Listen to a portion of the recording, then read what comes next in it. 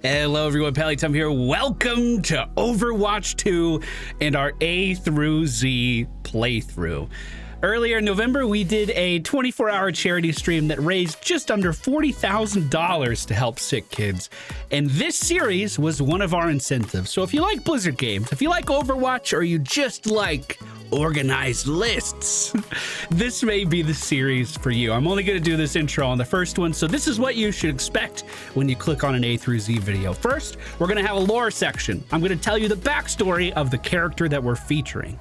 Sometimes just knowing their story could be enough to gravitate you towards a character. In part 2, we're going to look at all of the basic abilities that the character has to offer, and maybe go over a little of the nuance in there if there's anything complicated.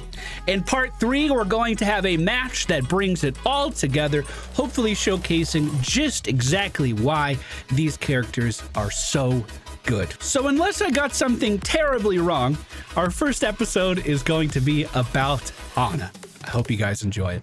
Ana Amari, one of the founding members of Overwatch and former member of the Egyptian military during the Omnic Crisis. Ana was regarded as a hero by the Egyptian people and one of the world's most deadly snipers. Her approach early in her career was to never leave an enemy alive, while also only aiming for clean kills. Ana had no intent of simply wounding targets or injuring one to draw out another. The lives she took weighed heavily on her. She actually used to carve a notch into her weapon for every single kill. During one mission, Ana found herself on the receiving end of a bullet to the eye, delivered by the infamous Widowmaker.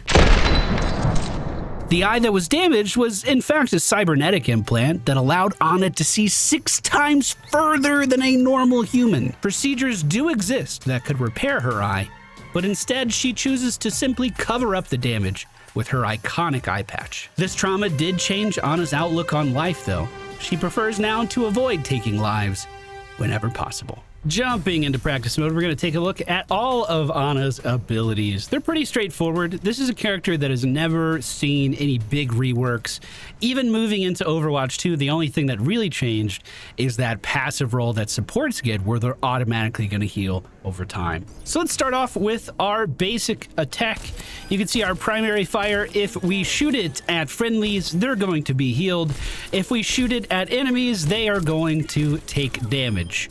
An initial burst, as well as a little bit over time. Sometimes you can actually sneak a kill without expecting it because of that dot. The primary fire is a little more complex than you may first expect. For instance, if I fire from the hip, there is no tracking dart on the projectile.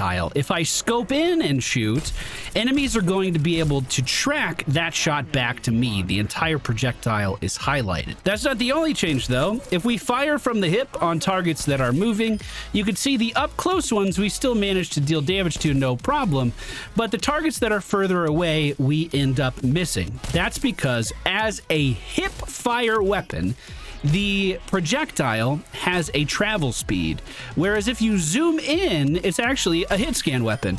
The projectile lands there immediately and you do not have to lead your shot. You simply put it on the target and click.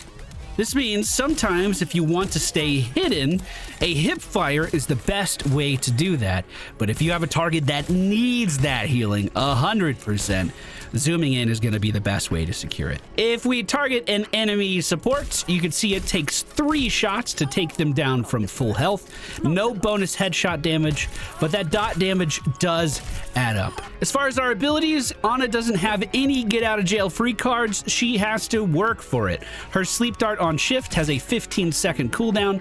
Once we sleep a target, they are going to stay slept for about 5 seconds until they get back up to their feet. Our E is the Bionic Grenade. Not only does it heal allies in the area, it amplifies future healing for a few seconds. And if you land this grenade on an enemy, it's going to disable healing that they can receive. If you do manage to catch someone on the enemy team with your sleep dart, you can combo your primary fire into a grenade melee primary fire to deal quite a lot of damage instantly that cannot be healed through. However, you do have to be careful. If you miss your sleep darts, it's going to be a lot harder to keep yourself alive in most cases. We saved the best for last, though. One of the most impactful ults in the entire game is Nano Boost. The moment you use it, your target's going to be healed for 250 HP, meaning we can actually save targets like this bot that was about to die. On top of the instantaneous healing, the target is also going to deal 50% more damage, take 50% less damage, and the damage that you're mitigating actually does show up in your character stat screen now, which is kind of nice. Ideally, we want to be saving this for targets that are about to pop off, a Soldier 76 with their ultimate, a Genji with their ultimate, something like that.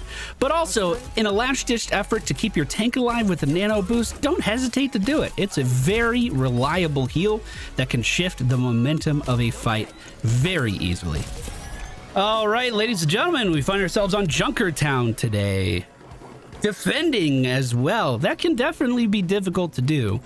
Towards the back point, our sight lines aren't great, but let's see if we can make this work. The rest of the team is Widowmaker, Sojourn, Moira, and rounding things out, we have a Sigma bringing the shields up front. So to start things off, I want to be on the high ground, very similar to our Widowmaker here. I want to be able to see the enemy, but also see our allies whenever possible. So depending on where they position is going to determine where I position.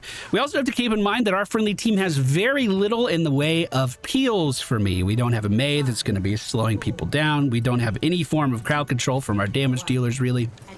So we are going to be very self-reliant most of the time. Enemy team is teleporting up to the high ground. I thought I shot that teleporter enough to kill it. I definitely shot that enemy Mercy enough to kill it.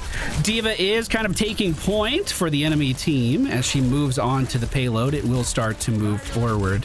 Wherever that Symmetra was, she's gone now. I'm actually going to drop down onto the low ground here just to see if I can help out. As the mech dies, we're going to throw a non-healing grenade onto that. Sleep on the corner does catch the enemy team's Mercy. There we go. Enemy team's Mercy. And the friendly team manages to clear the point, no problem. Now I want to get back to my high ground. I don't have an easy way of doing that like Widowmaker does. I unfortunately have to make the long trip. So far, we've done 333 healing. Someone chasing us here. Looks like it is an enemy Reaper behind us somewhere. I don't think he can get up here to the Widowmaker super quickly. I'm giving up that high ground right away, though, because I'm already afraid I won't be able to hold that. She's starting to feel that damage and zips away on that line. We still have no line of sight of Reaper, but he could just be teleporting over there as we speak. Grenade onto our Widow, keeps her alive as she's going for that heal. Let's put some damage into this Reinhardt shield. If he's going to present it, we might as well hit it. Our Sigma's getting a little far. It looks like everyone is almost dead on our backline as well. That Reaper causing some trouble. Sojourn taken down means we're missing half of our DPS, so we might need to think about backing up. Hipfire's onto the Reinhardt, secure the kill. Reaper once again on the backline. We'll just go ahead and give him the business to resecure that. Heals back on Sigma as fast as we can. I might ult our Moira, depending on how this goes. She's looking okay. We turned off healing on the Reinhardt as he charges forward. The Pharah on the high ground is a really big problem for me. I did manage to land one shot. I'm not going to be able to do too much more. There we go. She's taken down. We're going to ult our Sigma because he was about to die. Keep this man alive. Keep him on the point and things will go well. There's an immortality field nearby that was keeping him alive shortly. Reaper once again appears to be trying to flank our back line, teleporting to the back here. We'll just go ahead and use our healing grenade. We do need to be careful if he is back here. But I also need to position in a way where I can actually help my team if they need me. Heal onto the high ground. Oh, Farah's back.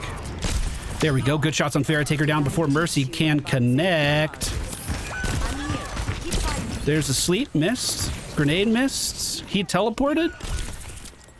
I don't think I can kill him. Did our Widow live? Widow lived? Okay, that's good.